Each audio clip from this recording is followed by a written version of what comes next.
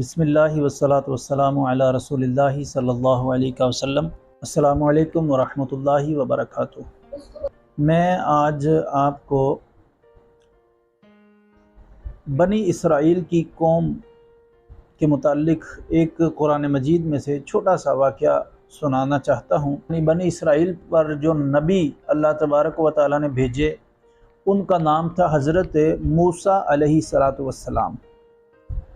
حضرت موسیٰ علیہ السلام پر اللہ تبارک و تعالیٰ نے جو کتاب نازل کی اس کتاب کا نام تھا تورات شریف۔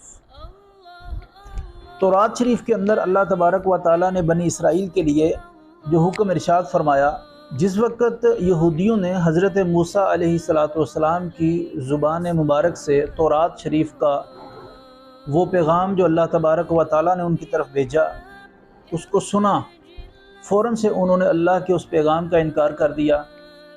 جب انہوں نے اللہ کے اس پیغام کا انکار کیا تو اللہ تبارک و تعالیٰ کا غضب ان پر اس طرح سے نازل ہوا کہ جو کوہ طور پہاڑ تھا وہ زمین سے اکھڑا۔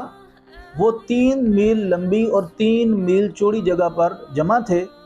اللہ تبارک و تعالیٰ کی قدرت سے وہ پہاڑ زمین سے اکھڑا اور ہوا میں اڑتا ہوا ان کے سروں کے اوپر آ گیا۔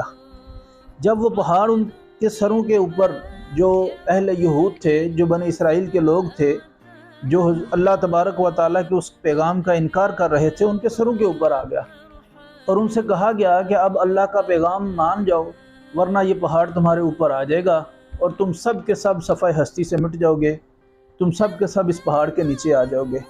جب انہوں نے وہ پہاڑ دیکھا تو وہ خوف زدہ ہو گئے اور سجدوں میں گر گئے اور وہاں پر یہ کہا کہ ہم تورات شریف کا وہ پیغام جو اللہ کی طرف سے نازل ہوا ہے ہم اس کو ماننے کے لیے تیار ہیں۔ لیکن ان کا سجدہ کیسا تھا؟ وہ سجدوں میں چلے گئے۔ ان کا سجدہ کیسا تھا کہ ان کا ایک رخسار زمین پر لگا ہوا تھا۔ جب ہم زمین پر سجدہ کرتے ہیں تو ہماری پیشانی زمین پر ہوتی ہے، ہماری ناک زمین پر ہوتی ہے، لیکن انہوں نے جب اہل یہود نے جب سجدہ کیا تو ان کی رخسار جو ہے وہ دائیں رخسار انہوں نے زمین پر رکھی ہوئی تھی اور ان کا دھیان جو ہے ان کی نظریں پہاڑ کی طرف تھیں، کہیں یہ پہاڑ ہمارے اوپر نہ آ گرے۔ منہ کی ایک سائیڈ انہوں نے زمین پر رکھ کے تو سجدہ کیا ہوا تھا۔ تو اب یہ چونکہ اس وقت جب انہوں نے اللہ تعالیٰ کے اس حکم کا انکار کیا تھا اور انہوں نے سجدہ ایک رخسار کے ساتھ کیا تھا، آج بھی یہودی جب سجدہ کرتے ہیں، جب وہ اپنی عبادت کرتے ہیں تو ایک رخسار زمین پر لگا کر سجدہ کرتے ہیں۔ آج بھی یہودی جب سجدہ کرتے ہیں تو ایک رخسار کو زمین پر لگا کر سجدہ کرتے ہیں، ہماری طرح وہ سجدہ نہیں کرتے۔ تو جب انہوں نے یہ کہا کہ ہم اللہ کے اس پیغام کو ماننے کے لیے تیار ہیں تو اللہ تبارک و تعالیٰ نے اس پہاڑ کے عذاب کو ہٹا لیا اور وہ پہاڑ پھر اپنی جگہ پر چلا گیا۔ بابا جان وہ پہاڑ کے پنتو آیا۔ آپ نے یہ سوال کیا ہے کہ اللہ تبارک و تعالیٰ نے ان کے سروں پر وہ پہاڑ کیوں نازل کیا؟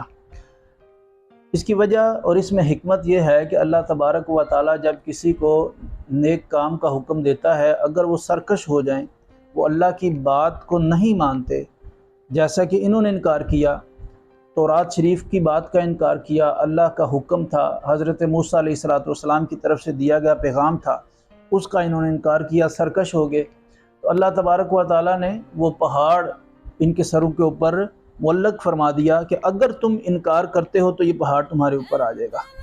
اب اللہ تبارک و تعالیٰ کی طرف سے یہ سختی تھی، اللہ تبارک و تعالیٰ کی طرف سے یہ ایک وارننگ تھی اللہ تبارک و تعالیٰ کی طرف سے کہ اگر تم نہیں کرتے تو یہ پہاڑ تمہارے اوپر آئے گا۔ اس کا فائدہ یہ ہوا کہ وہ پہاڑ سے ڈر کر، وہ اس پہاڑ کے اوپر گرنے کی وجہ سے خوف زدہ ہو کر انہوں نے یہ کہا کہ ہم تورات شریف کے اس پیغام کو ماننے کے لیے تیار ہیں۔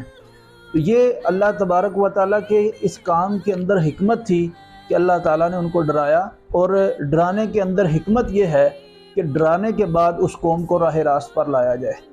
کسی بھی قوم کے بارے میں جب اللہ تبارک و تعالیٰ کا یہ فرمان نازل ہوتا ہے تو اس کا مقصد صرف یہ ہوتا ہے کہ اس قوم کو راہ راست پر لایا جائے، وہ قوم اللہ کی طرف آ جائے، ٹھیک ہے؟